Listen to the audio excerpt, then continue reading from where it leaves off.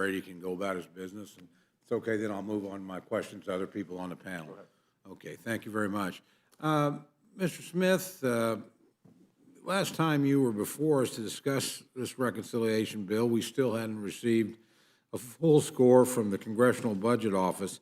Is there a full score for the legislation that we're considering today?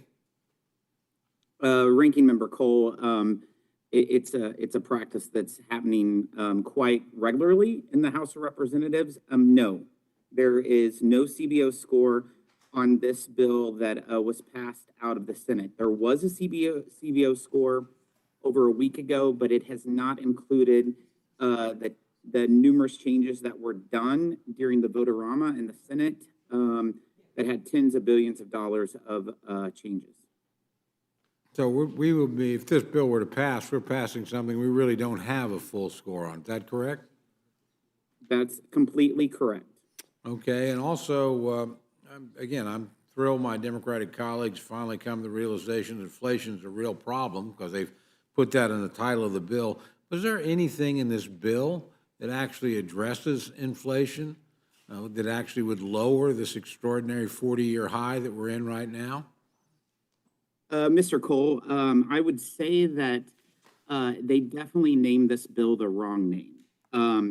As you know, it's laughable and it's absurd that it's called the Inflation Reduction Act when even the witnesses today, they have spent more time talking about all the Green New Deal policies that's being implemented, that in fact, that's what they should have called this bill instead of the Inflation Reduction Act. In fact, if you go through this bill, which I have, the words environment and green are mentioned 7 times more than the word inflation.